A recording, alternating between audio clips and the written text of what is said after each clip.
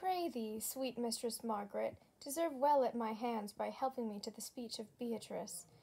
Will you then write me a sonnet in praise of my beauty, in so high a style, Margaret, that no man living shall come over it, for, in most comely truth, thou deservest it. To have no man come over me, why, shall I always keep below stairs? Thy wit is as quick as the greyhound's mouth it catches, and yours as blunt as the fencer's foils, which hit, but hurt not.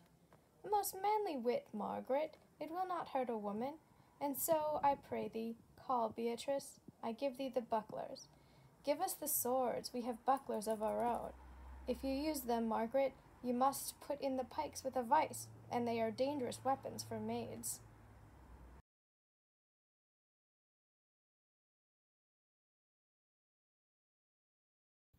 Will come.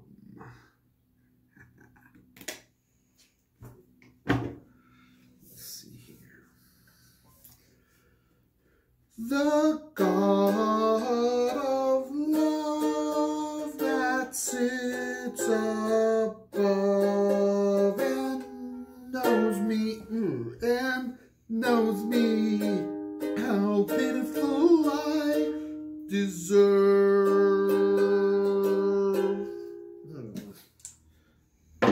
In singing. And loving Leander the good swimmer, Troilus the first employer of panders, and a whole book full of these quondam carpetmongers whose names yet run smoothly in the even road of a blank verse. Why, they were never so truly turned over and over as my poor self in love. Mary, you cannot show it in rhyme. I have tried. I can find out no rhyme for lady, but baby. An innocent rhyme. For scorn, horn. A hard rhyme. For school, fool. A babbling rhyme. Very ominous endings. No, I was not born under a rhyming planet. Nor I cannot ruin a festival of terms. Sweet Beatrice, wouldst thou come when I call thee? Yea, Senor, and depart when you bid me. Oh, stay, but till then. Then is spoken, fare you well. And yet, ere I go, let me go with that I came, which is, knowing what have passed between you and Claudio. Only foul words, and thereupon I will kiss thee. Foul words is but foul wind, and foul wind is foul breath, and foul breath is noisome. Therefore I will depart unkissed. Thou hast frighted the word out of its right sense, so forcible is thy wit.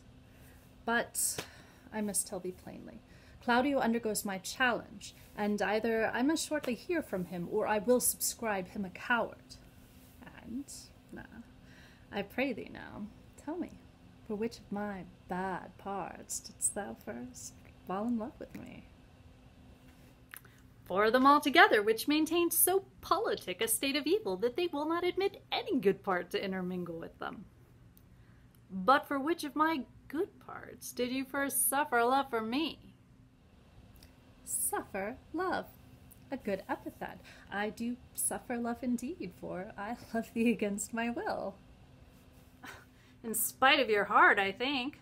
Alas, poor heart, if you spite it for my sake, I will spite it for yours, for I will never love that which my friend hates. Thou and I are too wise to woo peaceably. It appears not in this confession. There's not one wise man among 20 that will praise himself. An old instance, Beatrice, that lived in the lime of good neighbors.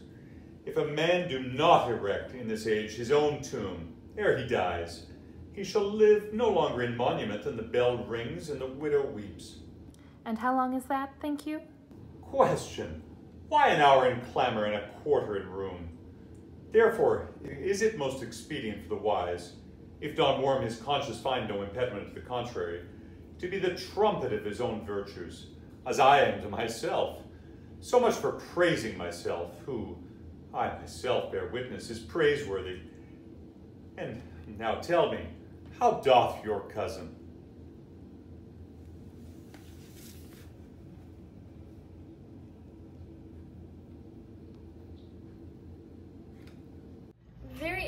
And how do you? Very ill too. Serve God, love me and mend. Then there will I leave you two, for here comes one in haste. Madam, you must come to your uncle. Yonder's old coil at home. It is proved my lady hero hath been falsely accused, the prince and Claudio mightily abused, and Don John is the author of all, who is fled and gone. Will you come presently? Will you go hear this news, Senor? I will live in thy heart, die in thy lap, and be buried in thy eyes, and moreover I will go with thee to thy uncle's.